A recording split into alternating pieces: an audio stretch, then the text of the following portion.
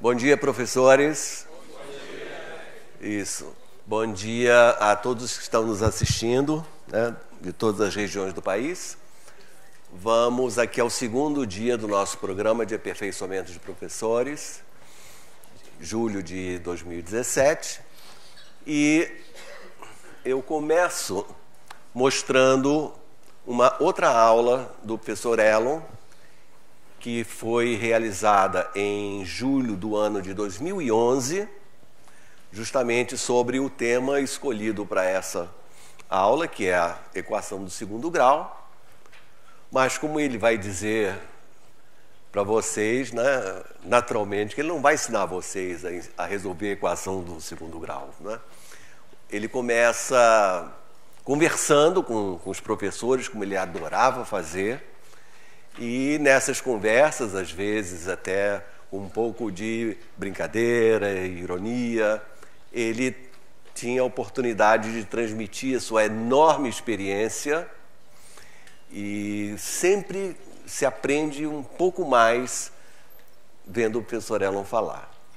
Então nós vamos começar com essa aula na qual ele conversa bastante conosco, e eu vou interromper diversas vezes para explicar alguma coisa que ele tenha falado rapidamente ou para até ilustrar mais o tema que ele aborda, porque ele fala de história da equação do segundo grau e diversas vezes, então, é bom a gente compreender melhor o que ele está falando. Vamos, então, apreciar a aula do professor Elon sobre a equação do segundo grau. Ok, então nós estamos aqui fazendo não é propriamente uma revisão, mas é uma análise dos fundamentos da matemática bem elementar, fundamentos do ponto de vista, não do ponto de vista lógico, nem do ponto de vista metodológico, nem do ponto de vista didático, mas do ponto de vista de entender realmente o significado de cada uma dessas coisas que a gente ensina. Hoje nós vamos falar da equação de segundo grau. A equação de segundo grau é um tema milenar em matemática. O que ela tem um aspecto curioso é o seguinte: 1800 anos antes de Cristo, os babilônios já sabiam resolver a equação de segundo grau. Mas deixa eu explicar quando é que o matemático fala os babilônios. Ele está fazendo uma denominação, usando uma denominação genérica para designar um qualquer dos diversos povos que habitaram seguidamente a Mesopotâmia. Mesopotâmia, como o próprio nome indica, é uma região da Ásia Menor, situada entre dois rios, o rio Tigre e o rio Eufrates. Então, nesse meio... Aqui, o professor Elon estava falando da Mesopotâmia. Então, há 3.000 anos atrás,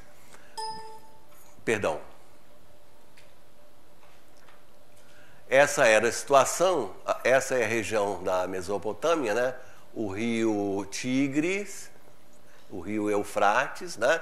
Essa região entre os rios e um pouco além das beiradas é extremamente fértil, né, de modo que muitos povos habitaram essa região, enquanto você tem desertos enormes, tanto de um lado quanto do outro. Aqui no Egito também, nessa região do Delta, né, que também é bastante fértil, a civilização egípcia se desenvolveu também bastante. Então, nessa época, estamos falando de 1.500, 1.800 anos antes de Cristo, não, quase 3.000 anos atrás, ou quase 4.000 anos atrás, essas eram as principais regiões do Ocidente, né, que estavam já bastante desenvolvidas. O mesmo mapa, aqui agora mostrando já algumas cidades, né, os assírios habitavam aqui, a cidade de Nínive, a cidade de Ur, os babilônios, né? Essa denominação, a Babilônia, né? Que a gente fala em geral de toda essa região. Na verdade, a cidade estava localizada aqui, né? E como a gente viu, desertos enormes, tanto de um lado quanto do outro.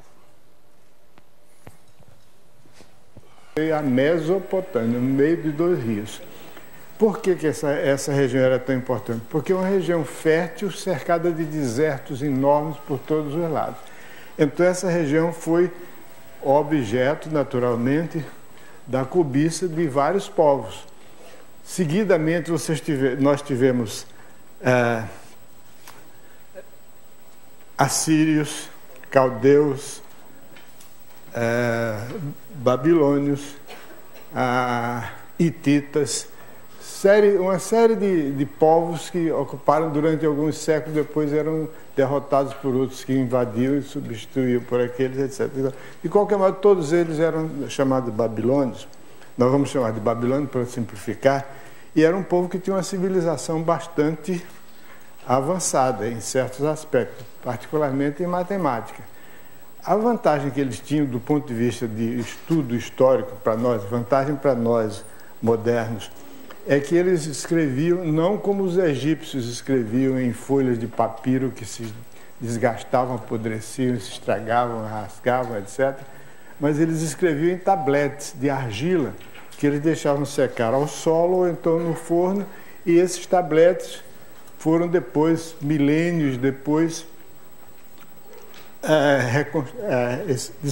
redescobertos por meio de escavações arqueológicas, e então se descobriram que eles eram possuidores de uma cultura considerável.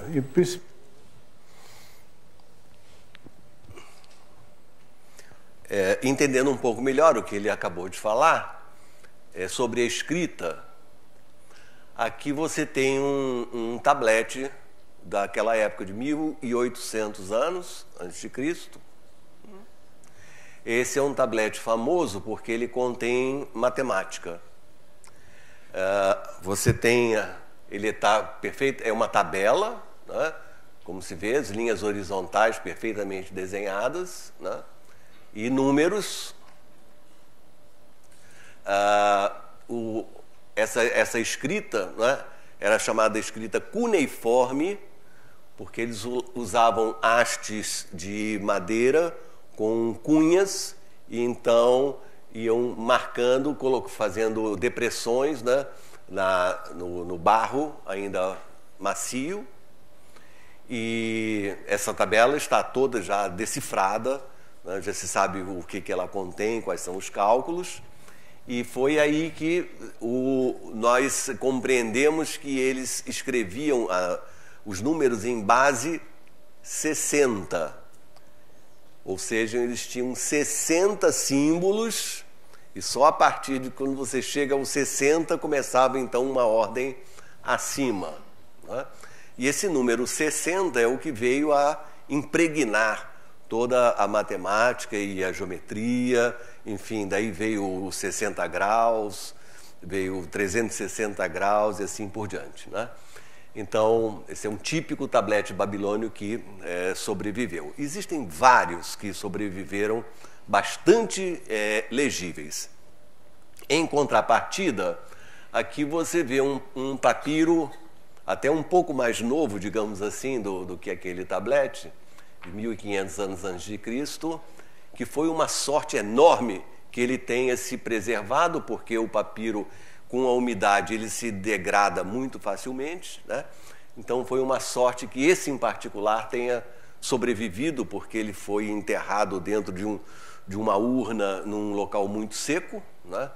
Mas certamente os egípcios tinham muitas coisas que nós não conseguimos saber, porque os papiros se deterioraram, enquanto que os tabletes, né, são muito mais resistentes, sobreviveram mais então ao tempo.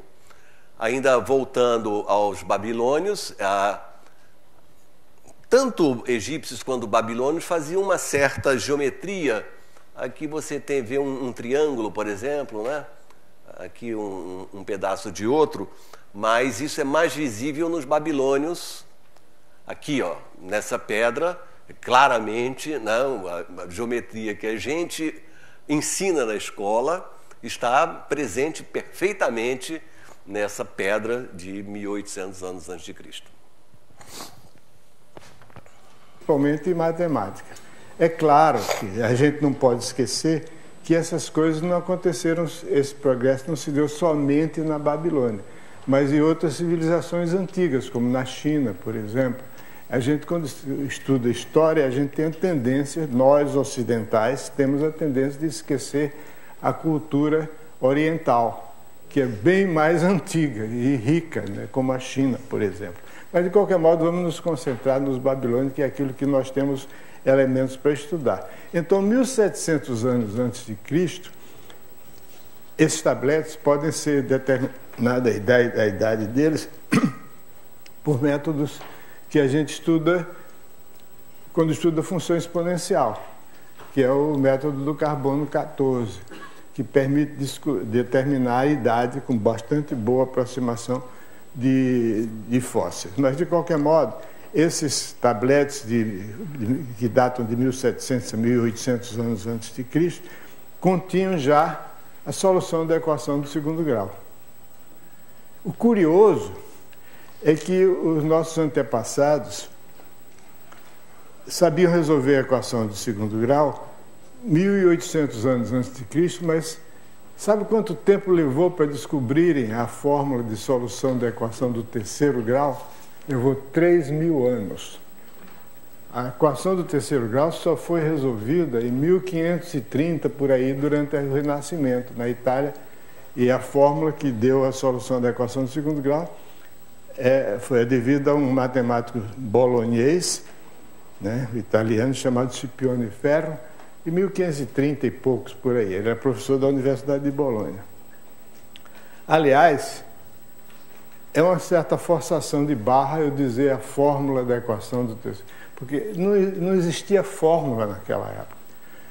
A equação do segundo grau, a solução da equação do segundo grau, tem nada a ver com menos b mais ou menos raiz quadrada de b2 menos 4ac sobre 2a, que a gente aprende quando é menino, e quando a gente pergunta, você sabe matemática? Eu sou bom em matemática. A equação do segundo grau, a fórmula da raiz é menos b mais ou menos raiz quadrada de b2 menos 4ac sobre 2a. Aí pronto, sei matemática. Não havia fórmula, havia uma receita. Você quer resolver a equação x2 menos sx mais p igual a zero? Depois eu explico por causa do S e do P, que S é a soma de dois números e P é o produto. Então, eles não tinham, resolva a equação x2 menos sx mais P igual a zero. Eles diziam assim, achar dois números sabendo que a sua soma é tanto e o seu produto é tanto. Esse é que eles tinham. Esse é que era, isso era a questão que era posta, que está nos tabletes cuneiformes dos babilônios. Então, a coisa era feita em termos de problemas. E a resposta não era por meio de uma fórmula. A resposta é a seguinte: você quer achar dois números cuja soma é dada e o produto é dado? Então faça o seguinte, pegue a soma, eleva ao quadrado, subtraia 4 vezes o produto e depois extrai a raiz quadrada disso. Então, essa raiz quadrada, você soma a metade da soma, você tem o maior. Subtrai da metade da soma, você tem o menor. Então, essa é a solução. A solução era essa, é sob forma de uma receita, a mesma coisa. Você quer fazer um bolo de chocolate, então pega 200 gramas de farinha com leite, etc., e põe no forno, mistura, bate e põe no forno. Era assim.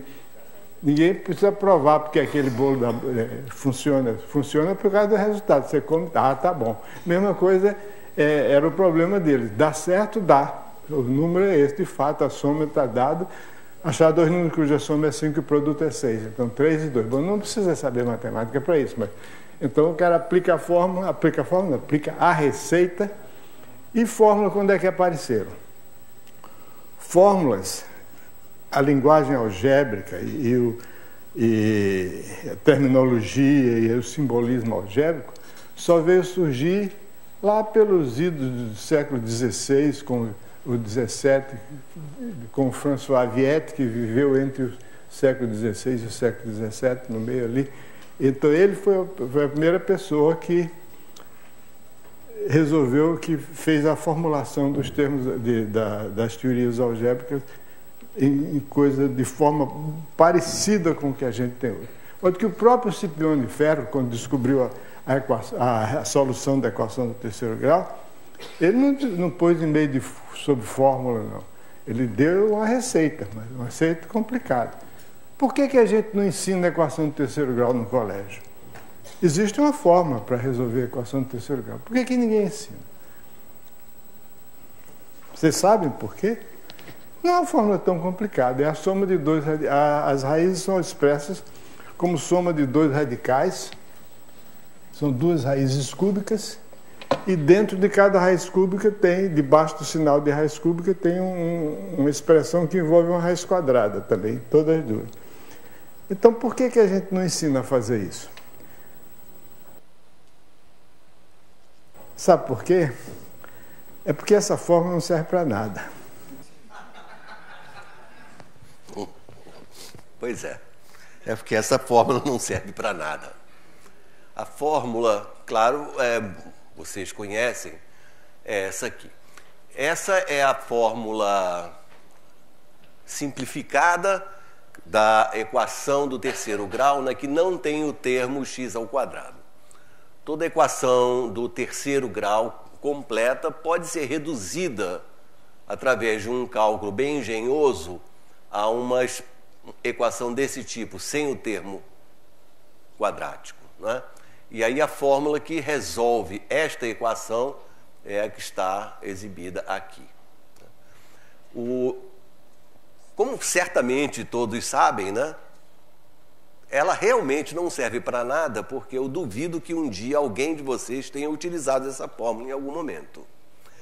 Ela é interessante do ponto de vista teórico, porque ela permite, né, você exibir, né, uma raiz de uma equação cúbica através de radicais, né, que envolvem apenas os coeficientes desses dois termos.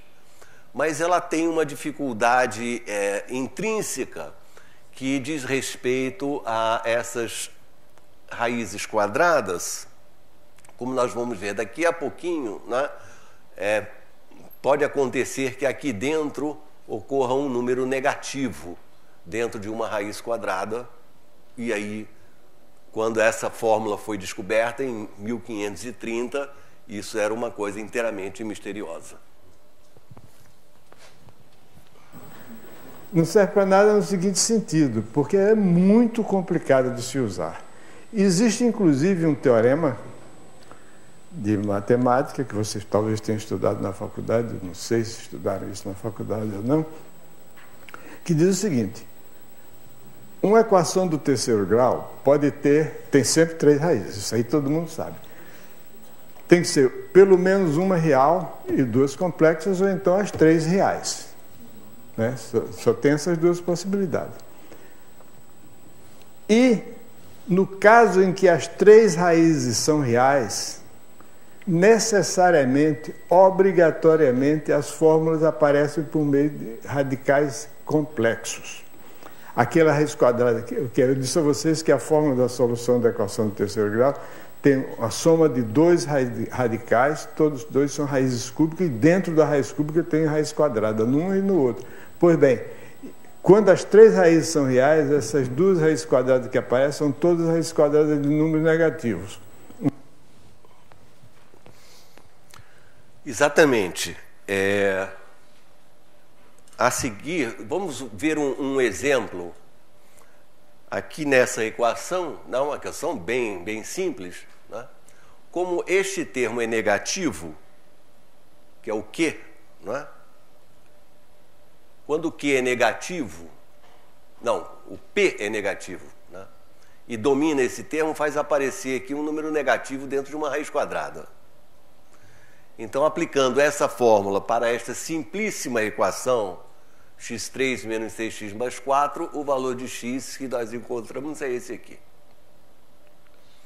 Então, os números complexos apareceram, na verdade, nesse momento, em 1530. Claro que não foi completamente compreendido imediatamente, demorou séculos para serem compreendidos, mas aí é que eles apareceram.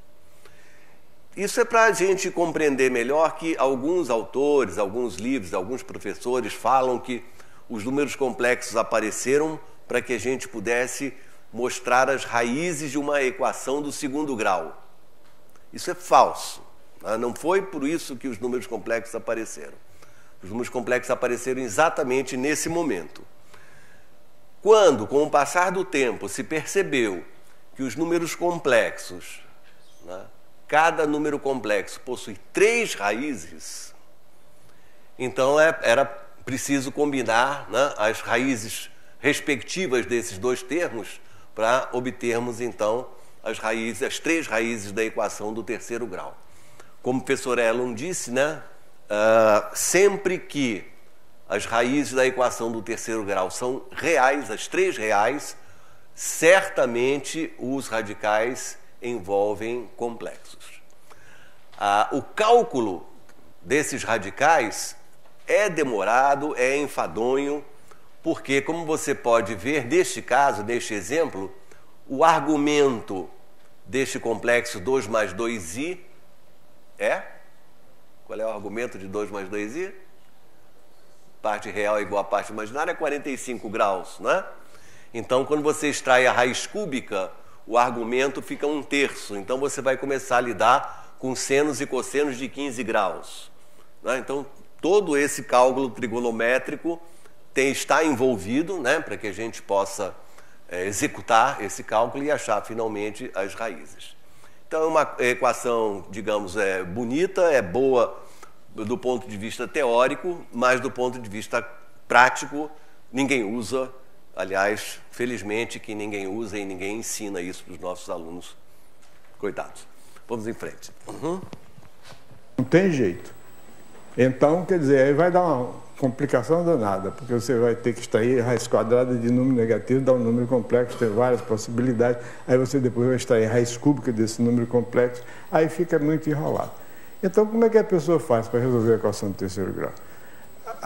O que a gente faz para resolver a equação do terceiro grau é usar soluções aproximadas. Porque existe um ledo engano de pensar que fórmula é a solução ideal para a matemática. Não é. Uma fórmula é o começo de um problema. Você tem uma fórmula, por exemplo, uma fórmula que dá x igual a raiz de 2. Muito bem. Quanto é que é x? Raiz de 2. Quanto é que é raiz de 2? É 1,41? É 1,414? É 1,414,1592? Porque você pode passar a vida inteira dizendo os algarismos que formam a raiz de 2 e você não termina nunca.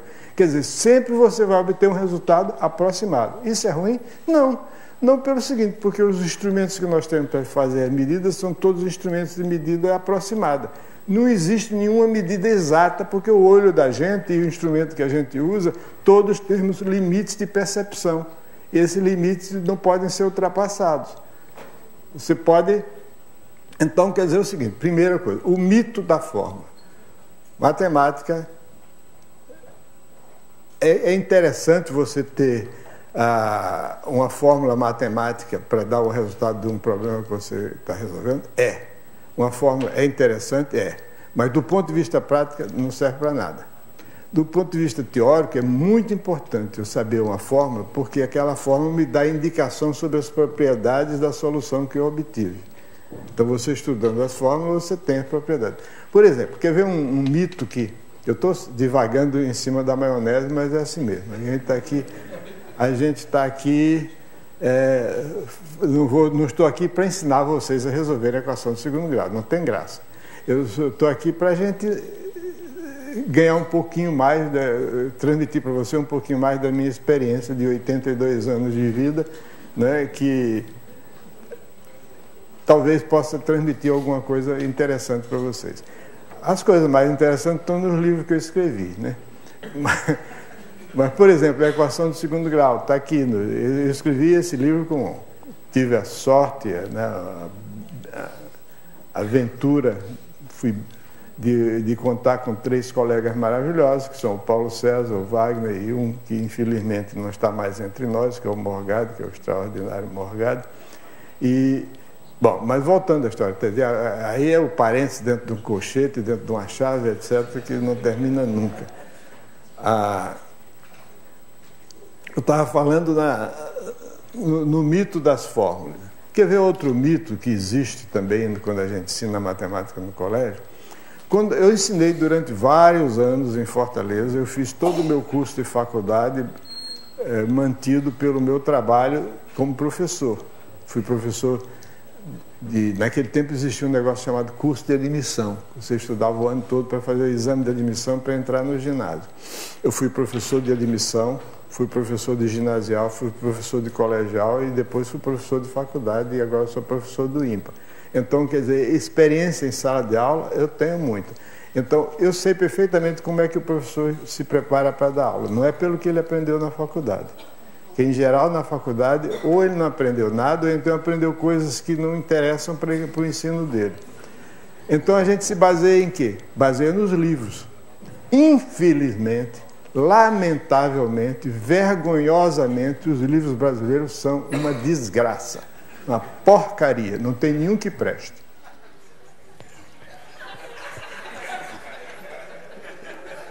Calma, deixa eu explicar. O professor Elon e nós todos aqui sempre fomos muito interessados em observar os livros didáticos que são usados nas escolas, porque o que ele disse é verdade, né? Em todo o interior do país os professores ensinam através dos livros que foram adotados pela escola. Nessa época, ele estava examinando uma coleção do segundo grau excepcionalmente ruim, muito ruim, com erros gravíssimos. Então, ele estava muito irritado. Então, por favor, não pensem que ele está falando de todos os livros didáticos, como ele deu a entender, né?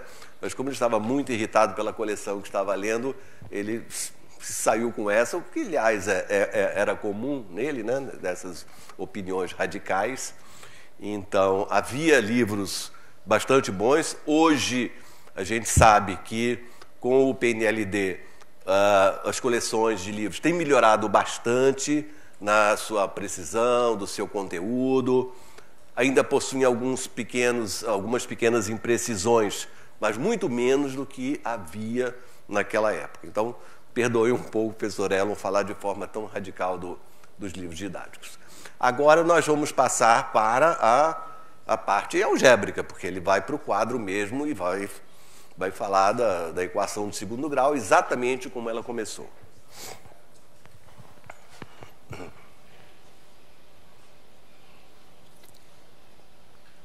Muito bem. Então, feito isso, vamos lá. Então, a equação de segundo grau. Então, eu falei nos nossos amigos babilônios que ocupavam a terra, que é a terra do Saddam Hussein, né?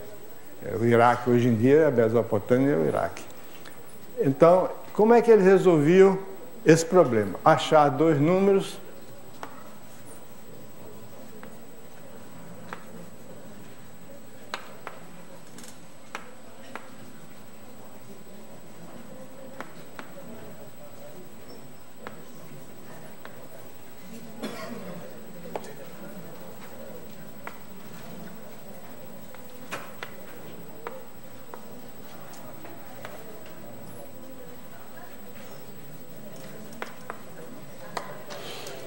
Esse era o problema que os babilônios resolveram. Achar dois números conhecendo a sua soma S e o seu produto P.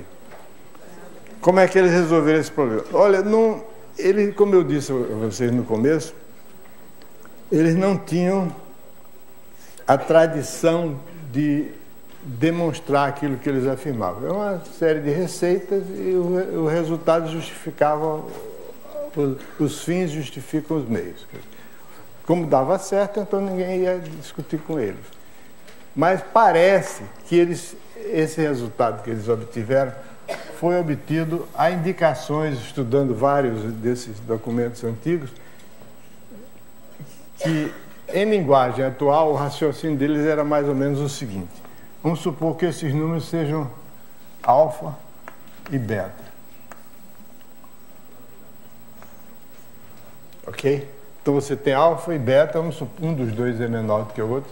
Sabe que esse negócio de 2 em matemática, a gente diz que matemática é uma ciência exata, etc., mas 2 em matemática às vezes quer dizer 1, né? Quer dizer, os dois são iguais, então 2 iguais, não existe 2 iguais. Se são iguais, então é 1. não são 2. Bom, de qualquer modo, vamos supor que eu tenho alfa é menor do que o beta. Então, se eu desenhar aqui numa reta alfa e beta, aqui exatamente no meio entre alfa e beta está S sobre 2, que é a média aritmética de alfa e beta, é o número que está exatamente aqui distante de alfa e de beta, que é a metade da soma dos dois. E aqui, veja bem, o nosso problema é achar 2 números. Eu tenho 2 incógnitas, alfa e beta. Eu tenho 2 dados, como todo problema matemático que se preza, você procura 2 incógnitas, você tem que ter 2 informações. Então, S sobre 2. Essa distância aqui eu vou chamar de D, e é a mesma distância aqui, D. Então, quer dizer que o número alfa é S sobre 2 menos D. E o número beta é S sobre 2 mais D. Acabei de fazer uma coisa que, durante a minha época de professor, eu proibia meus alunos de fazerem. Nunca escreva primeiro o numerador, depois o traço de fração e depois o denominador. Escreva primeiro o traço de fração. E o traço de fração tem que ficar entre os 2 tracinhos do sinal de igualdade. Se você escrever primeiro o numerador, o traço de fração vai sair lá embaixo, e aí fica difícil de ler, fica mais complicado de ler. Mas eu acabei de cometer, está vendo como ficou lá embaixo? Eu tiraria um ponto dessa minha questão por causa disso.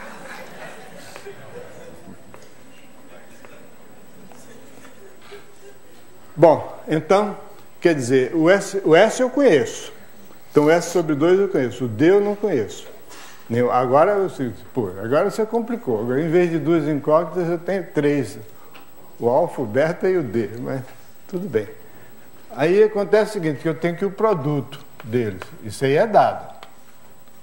Então, é S sobre 2 menos D multiplicado por S sobre 2 mais D. Então, esse P vai ser igual a S2 sobre 4 menos D2.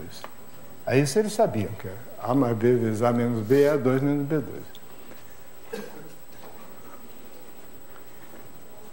Então, isso me diz, vou escrever aqui, que o D2 é igual a S2 sobre 4 menos P. Não é isso? Ok. Daí eu concluo que o D é positivo, é igual a raiz quadrada de S2 sobre 4 menos P. Agora eu tendo D, resolvi o problema. Porque o grande mérito desse raciocínio é que eu tinha um problema de achar 2 números, eu transformei o problema, inicialmente parecia de achar 3, mas não, é de achar um número, que é o D. Porque uma vez eu tendo o D, o S sobre 2 eu conheço, então eu tenho o alfa e o beta. Eu tenho o D, está aqui. Bom, é claro que aí é mais ou menos, né? Mais ou menos. Mas não, o D é positivo, desculpa, não é mais ou menos, D é positivo. Então, eu tenho o alfa e tenho o beta. Aí você diz, bom, mas aí o problema recai na estação de raiz quadrada. E esses caras lá, 3.000 anos atrás, eles... 3.000 anos não, 3.800 anos atrás, eles sabiam fazer raiz quadrada, sabiam melhor do que a gente sabe hoje. Não é melhor porque hoje a gente tem a maquininha, mas se não fosse a maquininha, eles sabiam melhor. Sabe como é que eles extraíam a raiz quadrada de um número? Ele tinha um processo de extrair a raiz quadrada de um número que é super eficiente. É o seguinte, você quer achar a raiz quadrada de um número A. Eles faziam isso por aproximações sucessivas. Quer dizer, ele pegava um número, depois pegava outro melhor do que ele, depois pegava um melhor do que ele. Ele tinha um método sistemático de passar para cada aproximação, para a aproximação seguinte, de modo que essa aproximação seguinte era muito melhor do que a anterior. Eu vou falar em linguagem de hoje, é claro que nós estamos falando, não estou falando em sumério, estou falando em português. Mas se fosse no dia de hoje, esse método dele aplicado hoje, eu vou dizer qual é o método. Se eu acho uma aproximação que tem, digamos, 5 casas decimais exatas, a aproximação seguinte tem 10 casas decimais exatas. A outra tem 20, a outra tem 40, a outra tem 80. Cada vez que eu faço uma aproximação sucessiva, eu dobro o número de casas decimais exatas. Se quer uma coisa mais eficiente do que isso, é difícil de achar. Você pega um número x1, que é a primeira aproximação, cujo quadrado seja maior do que a. Quer dizer, eu quero achar um x cujo quadrado é igual a a. Então eu tomo um número cujo quadrado, qualquer número cujo quadrado seja maior do que a. Por exemplo, eu quero extrair a raiz quadrada de 10. Quero achar um número cujo quadrado seja 10. Então eu pego 4, por exemplo. Quadrado é 16, é maior do que 10. Tá bom, então essa é a minha primeira aproximação. É péssima aproximação. Não tem importância. Aí eu chego, depois do x2, o x3, pelo método que eu vou dizer. O xn mais 1 vai ser a metade entre o xn e o a sobre o xn. E o raciocínio deles era simples. Se eu pegar o a e dividir por um número que é maior do que a raiz quadrada de a, isso aqui vai dar menor do que a. Menor do que a raiz de a. Então, esse aqui é maior, eu tomo a média dos dois e uma aproximação melhor. E assim vai. Então, essa sequência aqui, se ela convergir, não, ela vai convergir, cada xn mais 1 é menor do que o xn, porque nós vamos ver daqui a pouco, se der tempo, que a média, isso aqui, é uma média aritmética entre dois números, e esses dois números, a média geométrica dele é constante. Então, a média aritmética é sempre maior do que ou igual à média geométrica. Então, é sempre maior do que A, que a média geométrica é A. Então, essa é a média aritmética, é sempre maior do que a raiz de A. Então, isso aqui é o método dele. Bom, gente, vamos entender um pouco melhor o que ele está falando aqui. Ele exibiu, né, essa fórmula aqui, que dá a sequência que vai aproximando a raiz quadrada de um número A.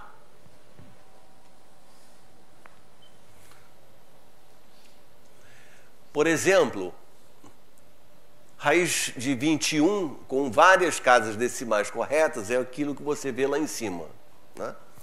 Então, se eu quisesse achar a raiz quadrada de 21 com uma boa aproximação, ele diz que você deve começar com uma aproximação maior. Então, como raiz de 25 é 5, então vamos começar com x1 igual a 5 e obter o próximo termo, x2, igual a 1 meio, 5 mais 21 sobre 5. E essa conta dá x2 igual a 4,6. É claro que melhorou bastante em relação à anterior, não é? Então já estamos nos aproximando da primeira casa decimal correta. Continuando, o terceiro termo, x3, é 1 meio de x2, que é o 4,6, mais 21 dividido por 4,6. E essa aproximação dá, incrivelmente, 4,5826. E outras coisas mais. Porém, após a vírgula, 582 já está lá, ó, 582, e esta casa 5, né, 5, 7, né, já aqui aparece como 6. Então, as nossas aproximações, elas são sempre ligeiramente maiores do que o resultado que eu tenho lá. Mas, já nessa conta, a gente já tem 3 decimais corretas. A próxima, que é a última que eu vou mostrar, o x4, né? 1/2, aqui entra o x3 mais 21 sobre x3, e esse cálculo, já na quarta aproximação, dá uma precisão espetacular.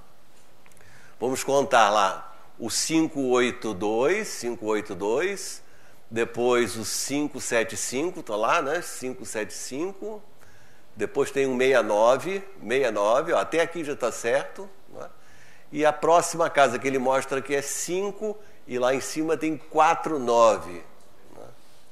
Então, é uma fórmula que dá uma aproximação para a raiz quadrada espetacular, converge com uma rapidez incrível, né? E é muito interessante mesmo que os babilônios, há 1.800 anos antes de Cristo, sabiam isso. Como eles sabiam, não se sabe, porque não havia essa questão da demonstração, né? O espírito de demonstrar coisas só veio aparecer na Grécia há 5 séculos antes de Cristo. Mas eles tinham, alguém descobriu uma fórmula, que foi exatamente essa que está escrita no quadro, e que funcionava espetacularmente bem. Né? Uma façanha realmente para os babilônios. Essa é a melhor maneira de você obter aproximações para a raiz quadrada. A própria x4, né, para nós é inútil, porque ninguém faz contas com esse tipo de precisão. Né? Nos nossos cálculos práticos, né, no máximo 3 decimais, se eu estou medindo coisas, por exemplo, em quilômetros, né, você chegar até uma precisão de metros é razoável, mas menos do que isso não faz sentido. Continuamos. Método de obter aproximações xn é um valor aproximado de raiz de A. Então, os primos do Saddam Hussein sabiam fazer isso assim. Já.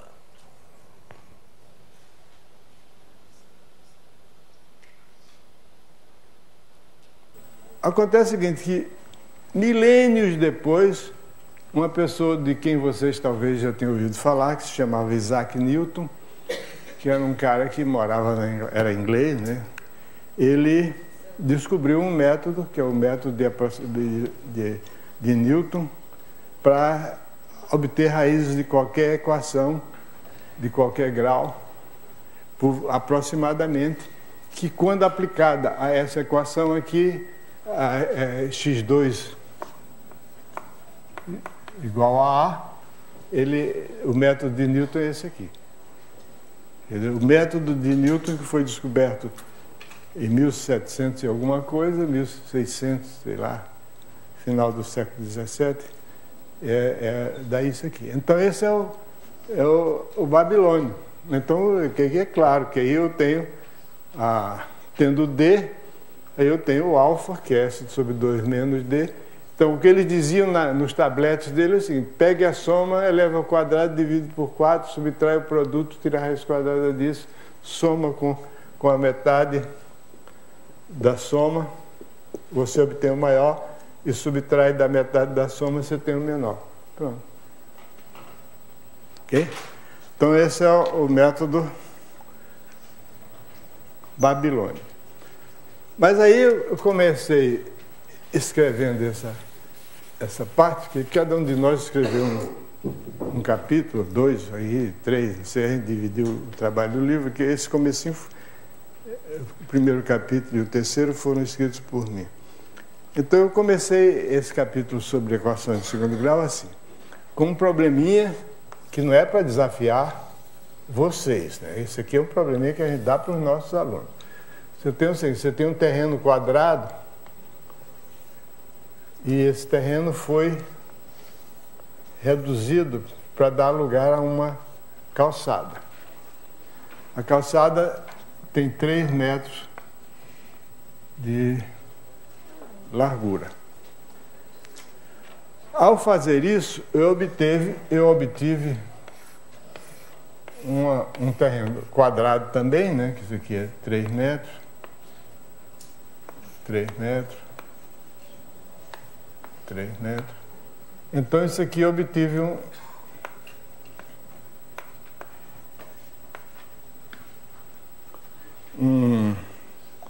fiquei com um quadrado com 625 metros quadrados de área. A pergunta é a seguinte: qual era o lado do quadrado original?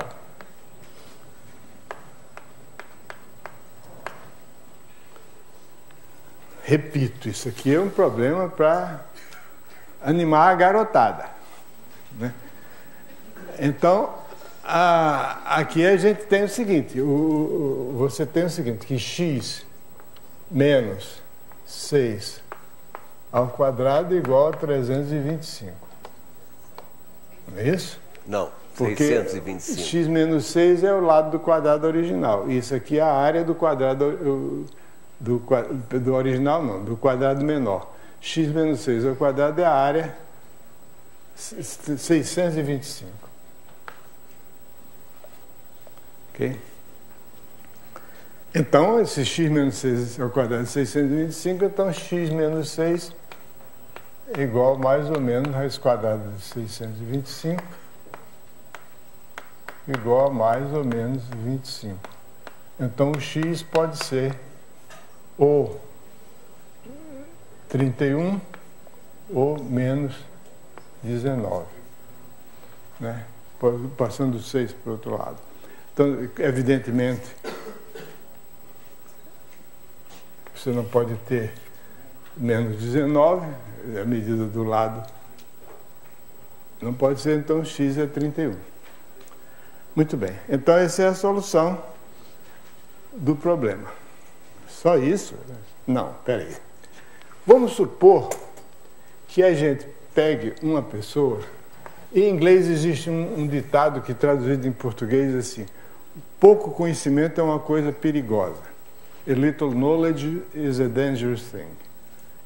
Um pequeno conhecimento é uma coisa perigosa. Então, pequeno conhecimento a que eu me refiro, que eu estou pensando nesse momento, é assim: a pessoa chega e se depara com isso aqui. Então, ele sabe elevar ao quadrado, ele sabe o quadrado de uma soma, o quadrado de uma diferença. Então, ele escreve aqui, ó, x2 menos 12x mais 36 igual a 625. Então, ele quer achar um x que satisfaça essa condição, ele não leva em conta que isso é baixar os 3 raízes quadradas e remos do mesmo, não, ele desenvolve o quadrado. Aí fica com x2 menos 12x menos 325 menos 36 dá 589, não é isso? Isso aqui é igual a zero. Aí ele vai resolver essa equação. Você diz, não, só um idiota ia fazer isso. Não. Tem um livro de matemática adotado no Brasil, comprado aos milhares pelo MEC, distribuído gratuitamente pela escola, que diz que tem uma coisa desse tipo. Ele diz o seguinte: como é mesmo? Achar dois números, que é o seguinte: dois números consecutivos, o produto é 6. Quais são esses números? Aí ele escreve: um dos números é x, o outro é x mais 1. Então, x vezes x mais 1 igual a 6, escreve, dá uma equação de segundo grau e resolve a equação de segundo grau, que com raiz positiva e outra raiz negativa, e ele tinha dito que eram dois números naturais, então só pode ser a positiva. Então, essa é a aplicação que esse livro tem, que é um dos livros mais vendidos no Brasil, aplicação de equação de segundo grau. Dois números consecutivos cujo produto é 6. Que números são esses? Então ele monta uma equação de segundo grau, resolve a equação de segundo grau. Qualquer criança... Peraí, dois números cujo produto é 6? 2 e 3, né? Claro. Porque precisa de equação de segundo grau para isso. E isso contribui, quer dizer, atitudes como essa contribuem para desmoralizar a matemática. Quer dizer, matemática é uma coisa que serve para teorias complicadas para resolver problemas que a gente não precisa dela, né? Então, aqui o cara faz isso, aí fica com isso aqui, aí está embananado. Por sorte, ele quer achar dois números cuja soma é menos 12 e o produto é menos 589. Aí, por sorte, eu sei o seguinte, que 589, se eu quiser fatorar 589, só existe duas maneiras de fatorar 589. É 589 vezes 1, que isso é óbvio, ou então 19 vezes 31. Porque se você for fazer a decomposição em fatores primos, 19 menos 31. Então isso aqui fica x mais 19 multiplicado por x menos 31 igual a zero. Aí pronto, aí só pode ser o x igual a menos 39 ou o x igual a 31. Então isso nos leva a observar o seguinte, que se em vez dessa equação banal, cuja resposta eu já sabia desde o começo, eu tiver uma equação qualquer, do tipo x2 mais px mais q igual a zero, então para resolver essa equação, um método que me parece bastante atraente é fatorar esse trinômio. Fatorando o trinômio, eu posso escrever esse trinômio assim, como x menos alfa vezes x menos beta igual a zero, né? Se eu souber fatorar o trinômio. Por exemplo, se isso aqui for x2 menos 5x mais 6, eu sei que isso aqui é x menos 2 vezes x menos 3. Então, as raízes são 2 e 3. Então, quando isso aqui é igual a zero, eu levo em conta, e é bom a gente insistir isso para os nossos alunos, que o produto de dois números só pode ser zero quando um deles, pelo menos, é igual a zero. Então, ou x igual a alfa ou x igual a beta. A gente tem o hábito... Bom, deixa eu escrever logo aqui. Então, x igual a alfa ou x igual a beta. Eu vou deixar essa frase em suspenso. A gente tem o hábito, eu tenho esse hábito, mas eu volto a ela depois. Então, quer dizer o seguinte, esse é um jeito de resolver uma equação do segundo grau. É escrever o trinômio sob a forma x menos alfa vezes x menos beta, igual a zero. Aí vocês vão dizer, peraí, por que você está considerando só o caso de uma equação cujo coeficiente é 1? Porque toda equação do segundo grau pode ser escrita assim, é só dividir pelo coeficiente, e o P fica B sobre A e o Q é C sobre A. Então isso é um tipo de equação que a gente sabe resolver. Outro tipo de equação que a gente sabe resolver é esse tipo aqui. Então eu vou fazer um pouquinho mais geral aqui, vou escrever AX mais B vezes a linha X mais B' igual a zero. É a mesma coisa, porque aqui é ou AX mais B igual a zero, ou então a linha X mais B' igual a zero. Então eu sei, se eu tenho duas equações do primeiro grau que eu sei resolver. X igual a menos B sobre A e X igual a menos B' sobre a linha. Se o A ou B for zero, então melhor, porque aí a equação não é do segundo grau. E tem outro tipo de equação, que é AX mais B ao quadrado igual a C. Que é essa equação aqui. Ok? Então, basicamente, os matemáticos só sabem resolver dois tipos de equação do segundo grau. A equação do tipo 1 e a equação do tipo 2. A equação do tipo 1 a gente resolve porque tem duas raízes, ou AX mais B igual a zero, ou a linha X mais B' igual a zero. E a outra é só extrair a raiz quadrada de C. Claro, se C for negativo, não tem solução, está acabado o assunto. Quando é fácil de fatorar, quando o trinômio é fácil de fatorar, como por exemplo aquele que eu já venho citando tantas vezes, x2 menos 5x mais 6 igual a zero, a gente acha x igual a 3 ou x igual a 2. Tem duas soluções. A equação do segundo grau tem duas respostas, duas raízes. Mas acontece, nesse caso, porque aí você tem o x2 menos 5x mais 3, x menos 2 multiplicado por x menos 3 igual a zero. Então, x igual a 2 ou x igual a 3. Mas, às vezes, acontece que tem umas equações meio chatinhas. Por exemplo, x2 menos x menos 1 igual a 0. Decomponha isso. Fatora esse trinômio. Não é fácil. Você pode fatorar.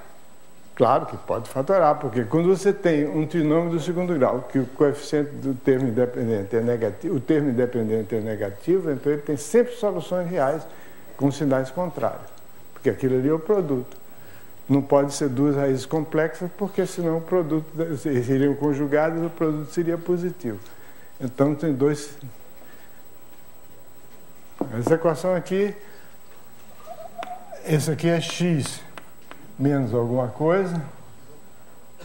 Isso aqui é 1 mais raiz de 5 sobre 2, e o outro x menos 1 menos raiz de 5 sobre 2.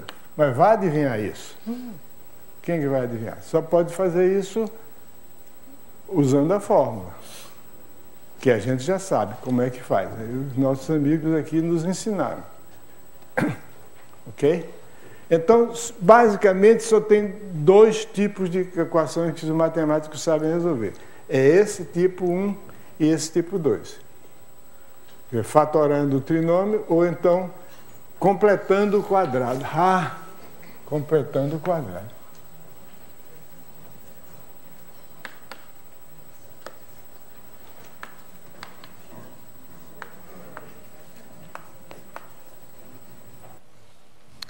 Uma intervenção rápida.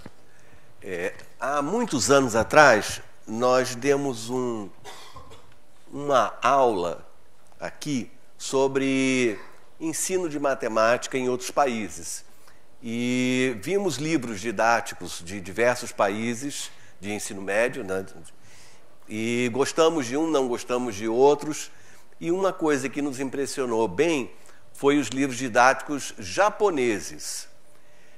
No capítulo de equação do segundo grau, o livro didático japonês não tem fórmula alguma. Não existe a fórmula de equação de resolução da equação do segundo grau. Então, uma equação, por exemplo, x2 menos 16x, digamos, mais 57 igual a 0, em que todos os nossos alunos começam a fazer 16 mais ou menos raiz quadrada. O Japa não sabe isso. Ele faz assim, ele faz x2 menos 16x, e ele pensa que aqui tem o duplo produto, não é? Ele tem o 2, tem o x, então tem que ter um 8. E aí ele completa aqui com 64 e passa o 57 para lá. E acrescenta o 64 para manter o equilíbrio, né? Então, rapidamente, ele transforma isso em x menos 8 ao quadrado igual a 7, que é a equação do tipo 2, né? Isso, então, te dá x menos 8 igual a mais ou menos raiz de 7. E, portanto, as raízes são 8 mais ou menos raiz de 7. Então, qualquer japa faz equação do segundo grau dessa maneira. Não existe, nem é citada sequer a fórmula, né? Então, isso é o que o Elon, completando o quadrado, que é a forma realmente ultra eficiente de resolver a equação e não ficar com aquela viseira, né? Aplica a fórmula, aplica a fórmula, aplica a fórmula. É claro que a fórmula é bonita, deve ser conhecida, mas... Ok, vamos em frente. Completando o quadrado é o seguinte, isso aqui não é um quadrado. x2 menos 12x mais 36, ou melhor, x2 menos 12x menos 589 não é um quadrado perfeito. Então, a gente não pode escrever diretamente sob essa forma. Porque isso aqui não é um quadrado perfeito. Eu teria que desmembrar, escrever desse modo, aí é adivinhar, né? Completar o quadrado é uma técnica extremamente elementar que um aluno de 6ª série já devia saber. É fácil de aprender.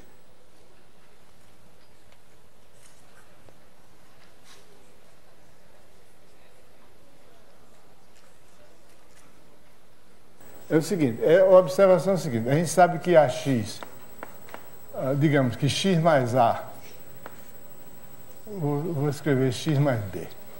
Você vai saber por quê. Ao quadrado é X2 mais 2BX mais B2. Então, se eu tiver X2 mais BX, isso aqui é X2 mais 2BX mais 2B sobre 2x mais B2 sobre 4 menos B2 sobre 4.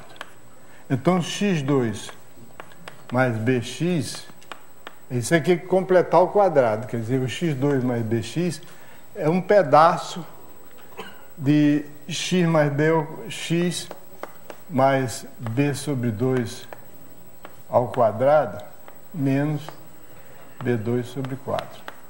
Quer dizer, X2 mais BX começa, se você fizer X mais B sobre 2 ao quadrado, começa com X2 mais BX, mas depois tem o B2 sobre 4. Então você tem que subtrair o B2 sobre 4 aqui. Somar e subtrair o B2 sobre 4. Então esse aqui é o... Completar o quadrado é isso. Você pega uma expressão X2 mais BX e ele é, essa expressão é um quadrado que está faltando um pedaço. Porque o quadrado de X mais B sobre 2, X mais B sobre 2 ao quadrado é igual a X2 mais BX mais B2 sobre 4, tá certo? Então, se eu tiver somente o X2 mais BX, isso é o X ao quadrado, mas está faltando esse pedaço. Então, faltando menos B2 sobre 4. Então, esse é o ponto inicial de completar o quadrado. É observar que X2 mais BX é o quadrado de X mais B sobre 2, do qual eu subtraí o último termo, que é B2 sobre 4. Então, se eu tiver uma expressão do tipo AX2 mais BX mais C, isso é igual a A, que multiplica X2 mais B sobre A, X mais C. O que eu vou escrever aqui é uma fórmula que eu vou chegar daqui já, mais 2 linhas, uma fórmula que é chamada a forma canônica do trinômio do segundo grau, que é de uma grande utilidade, ela é de uma simplicidade e de uma grande utilidade que a gente verifica já. Isso aqui é A, fica X2, fica X mais B sobre 2A ao quadrado, menos B2 sobre 4A2 mais C. Ok? Porque isso aqui eu completei o quadrado. X2 mais B sobre AX 4A. Não, mas B2 sobre 4A2. Mas tem um A aqui. O A está aqui. Então fica isso aqui, fica A, primeiro que X mais B sobre 2A ao quadrado, mais fica C, 4AC menos B2 sobre 4A. Ok? Esse aqui.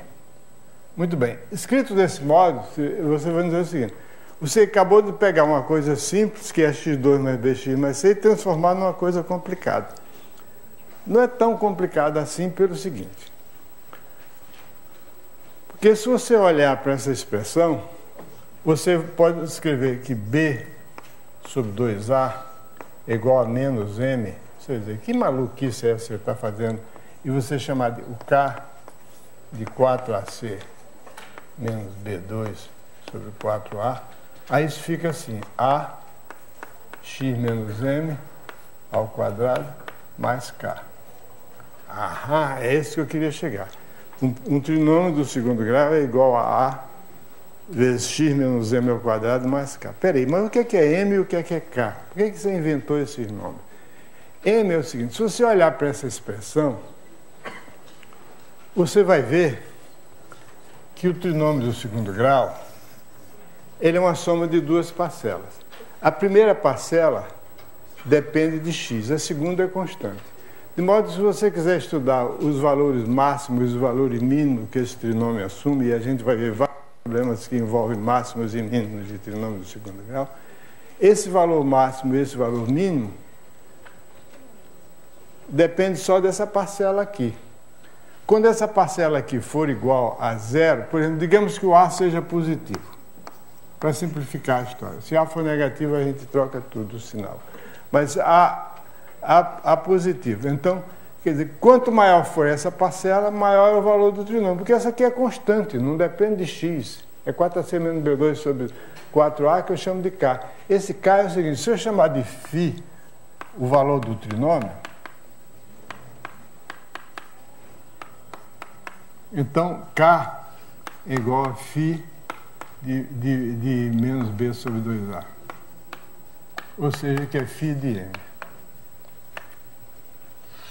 Bom, então esse m, por que eu chamo ele de m? Porque ele é o ponto onde o trinômio assume, o φ assume o valor máximo ou o valor mínimo. Porque, veja bem, o trinômio, o valor dele é igual a essa parcela mais essa.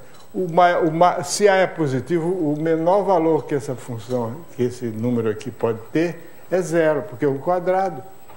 O menor valor que ele pode ter é zero. E quando é zero, quando x é igual a menos b sobre 2a. Então, m é igual a menos b sobre 2a. Então, esse m, quando você tem um trinômio, x2 mais bx mais c, esse número menos b sobre 2a, ele tem um papel fundamental. Ele é o valor para o qual, quando x é igual a esse valor, o trinômio assume o menor valor possível, se o a for positivo. Claro, se o A for negativo, essa parcela é negativa, de modo que esse aqui será o maior valor possível. E a gente vê isso de uma maneira muito interessante de ver, é olhar para a equação do segundo grau, ou para o trinômio do segundo grau, do ponto de vista do gráfico. O gráfico de um trinômio do segundo grau é uma curva chamada parábola. Isso aí, geralmente, a gente não dá nessa altura dos acontecimentos. Bom, dá para os alunos, eu, quando era professor, eu dizia, mas eu dizia, quando você for, dizer aquela frase famosa. Mais tarde, quando vocês estiverem no segundo grau, vocês vão aprender que isso aqui é uma curva chamada parábola. Não é tão difícil dizer isso, mas, explicar por quê, mas essas alturas, a turma... essa é a idade em que as pessoas aprendem. Me perdoem as garotas, mas eu vou dizer a minha experiência como era o seguinte. É o seguinte, durante o curso primário, onde eu ensinei também, e os primeiros anos de ginásio, as meninas estão bem na frente dos meninos. Os meninos não querem saber de nada, só querem fazer bagunça. As meninas estão mais atenciosas, cuidadosas, fazem o trabalho direitinho, etc. Em geral, né? Aí, quando chega uma certa altura, quando chega assim na quarta série de ginásio, significa o quê? Oitava série, mais ou menos. Quando chega na oitava série, por aí, as meninas já estão ficando mocinhas, já estão mais preocupadas em se embelezar, etc. E começam a se desinteressar dos estudos e os meninos começam a ter consciência de que tem que fazer alguma coisa para ganhar a vida e tal. Isso naquela época. Hoje em dia não existe mais isso, porque eu tenho 5 filhas, todas elas são profissionais independentes, não precisam de mim. Mas naquele tempo era assim. Aí, nessa época, essa é a época do equilíbrio, em que os meninos estão começando a se interessar e as meninas estão começando a se desinteressar. Aí, quando chega no segundo grau, aí as meninas, em geral, não queriam saber de nada naquele tempo. Mas hoje em dia, não. Hoje em dia, eu tenho muito orgulho das minhas 5 filhas. Seja como for, então esse M aqui é o ponto...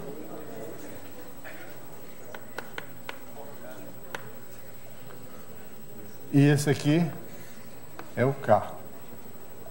Então, esse aqui é o M, Esse aqui é o K. Ok? Então, bom, daqui a gente tira a fórmula da equação da solução da equação do segundo grau.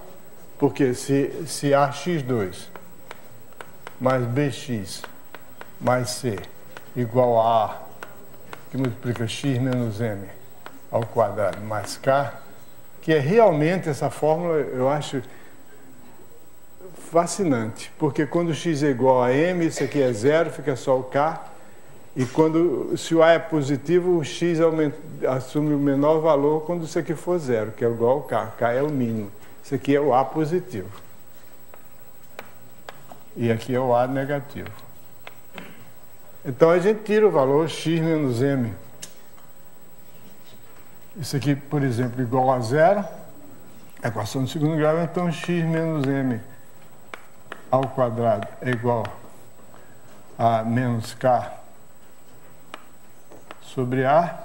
Então x menos m é igual a raiz quadrada de menos k sobre a. E x igual a m mais ou menos raiz quadrada de menos k sobre a. Aí vocês vão dizer, isso aí não parece de jeito nenhum, está faltando m. Ah, sim, tá aí. Não parece de jeito nenhum com aquela forma menos b mais ou menos raiz quadrada de b2 menos 4ac sobre 2a. Não tem nada a ver. Mas se você substituir direitinho, vai dar isso aí.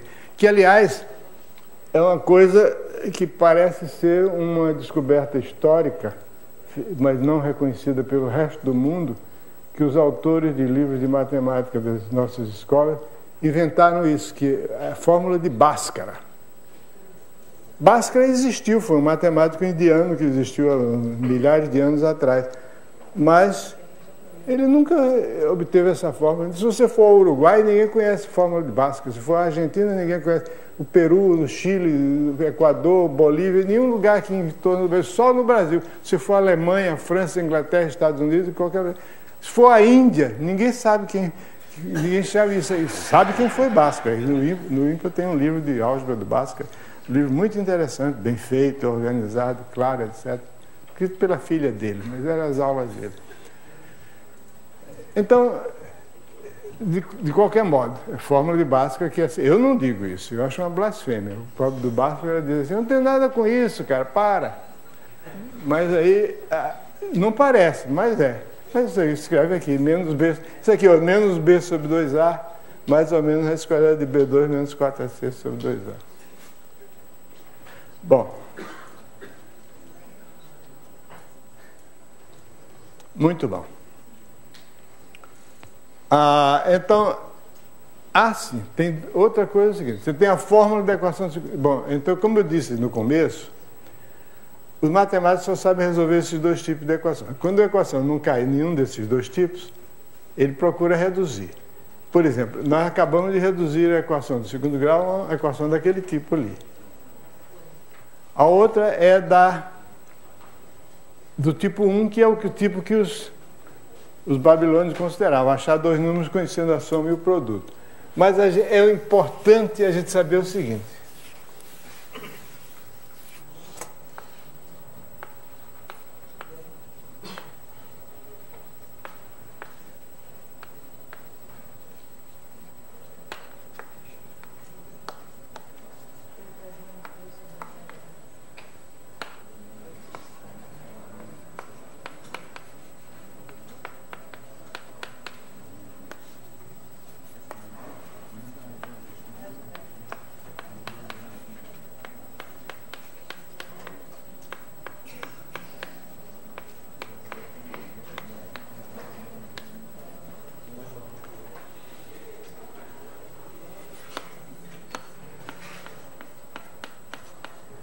Se alfa e beta são as raízes do trinômio, então esse trinômio se escreve como A, que é o coeficiente do x2, vezes x menos alfa, vezes x menos beta.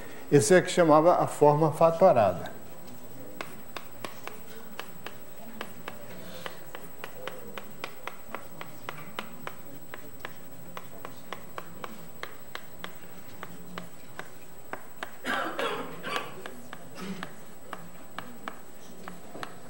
Essa forma fatorada tem uma aplicação muito interessante, que só para não deixar de criticar o nosso livro, porque a cada 2 palavras que eu digo, uma é uma crítica aos livros que a gente usa, eu digo o seguinte: essa forma fatorada é extremamente eficiente para você estudar o sinal do trinômio. Mas os livros fazem um rolo danado, descrevem esse sinal do trinômio em sei lá quantas páginas. É só observar o seguinte: se você tem x maior do que alfa e x maior do que beta, que você tem as 2 raízes, digamos que isso aqui sejam alfa e beta. Vamos supor que as 2 raízes sejam distintas inicialmente, depois considera o caso das raízes serem iguais. Bom, de cara, se as raízes forem iguais, isso aqui, esse nome tem sempre o sinal de A, porque esse aqui vai ser um quadrado perfeito, vai ter sempre o sinal de A. Então, esse caso das raízes iguais não interessa. Então, se as raízes são diferentes, se o x está entre as raízes, então, se o x está entre as raízes, uma dessas diferenças é positiva e a outra é negativa. Então, o produto é negativo, então o trinômio tem um sinal contrário ao sinal de A. Se x estiver entre as raízes,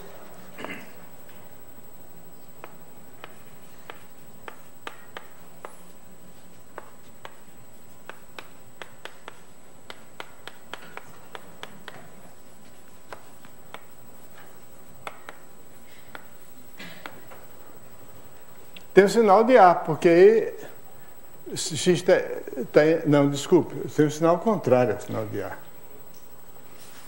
Porque se x está entre as raízes é maior do que uma e menor do que a outra. Então esse produto, esse fator aqui é positivo e esse aqui é negativo.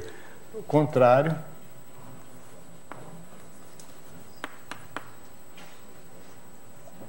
ao sinal de A.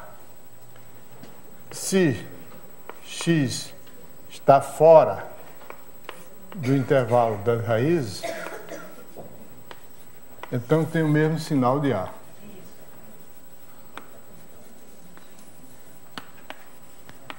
Então é tão simples ver isso, tão simples. É só olhar a forma fatorada. Se x está entre as raízes, o sinal é contrário, porque você tem um produto de 2 fatores de sinais opostos. Se x está entre as raízes, significa que ele é maior do que uma e menor do que a outra. Então essa diferença, um é positivo, o outro é negativo. Estou multiplicando aqui, dá negativo e o sinal contrário. Agora, se x está fora das raízes, se o x estiver aqui, se x está fora do intervalo da raiz, então a equação, o trinômio tem o mesmo sinal de A. Para dizer isso, os livros fazem um rolo danado. É tão simples dizer. Se x está entre as raízes, o trinômio tem sinal contrário de A. Se x está fora do intervalo das raízes, o mesmo sinal de A. Pronto, acabou. Isso pode ser dito em 4 linhas, os livros fazem um rolo infernal, e isso tudo resulta imediatamente daqui, da forma fatorada. E a forma fatorada? Como é que a gente vê? A forma fatorada é fácil. Vamos considerar primeiro o caso em que A é igual a 1, porque todo caso pode ser reduzido a esse, porque tudo é multiplicar por A ou dividir por A. Vamos considerar esse caso aqui. x2 mais px mais q igual a 0. Então, se alfa sendo raiz, então significa que alfa 2 mais p alfa mais q igual a 0. Vamos dizer x2 não é equação, é estudar o sinal do trinômio. Então isso aqui tem nada a ver com a equação por enquanto. Se alfa é uma raiz da equação do segundo grau correspondente, então alfa 2 mais p alfa mais q igual a 0. De modo que o x2 mais px mais q é a mesma coisa que x2 mais px mais q menos alfa 2 mais p alfa mais q, porque eu estou subtraindo 0. Então isso aqui fica x2 menos alfa 2 mais px menos alfa, e o q desaparece. Então isso aqui fica pedindo para fatorar. Por favor, me fatore. Então eu fatoro. Tá bom, você pediu x menos alfa, x mais alfa mais p. Então, o trinômio que faltou o sinal demais aqui. O trinômio original se escreve desse modo. Então, se eu chamar de beta igual a menos alfa menos P, menos alfa mais P, então isso aqui fica x menos alfa, x menos beta. Então, esse beta é a outra raiz, porque o único jeito de fazer esse produto igual a zero é fazer um dos fatores igual a zero. O primeiro é alfa, é igual a zero quando x é igual a alfa, o outro só pode ser zero quando x é igual a beta. Então, isso aqui é uma raiz.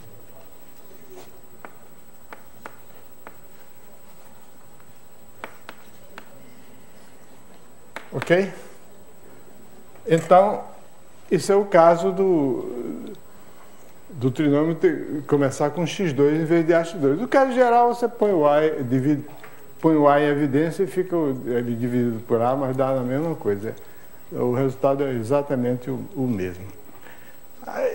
No capítulo correspondente a essa coisa de equação de segundo grau, tem uns problemas de máximos e mínimos que são interessantes e que eu aconselho vocês olharem, mas não vai dar tempo da gente ver agora. Está na hora, o Wagner chegou e ele está olhando assim com a cara, você está passando da hora, cara. E eu obedeço muito a ele. Tudo que ele manda eu faço. Eu não sou maluco. Bom, então eu vou ficar por aqui. Os problemas de máximos e mínimos são resolvidos. Bom, o professor Elon, como vocês percebem, se estendeu demais, ele estava super empolgado aí, não é? O finalzinho dessa aula vocês podem ver na nossa coleção de vídeos em julho de 2011. Tá? Falta um pequeno exemplo, depois ele vai falar ainda sobre um artigo que ele escreveu para a revista do Pessoas de Matemática, sobre uma outra forma de olhar a equação de segundo grau, enfim. Ele estava num dia bastante empolgado e mesmo falando de coisas elementares, né, a gente percebe que ele vai dando o seu recado sobre diversas coisas que os professores que ele acha que deveriam saber. Então, eu proponho um aplauso para o nosso...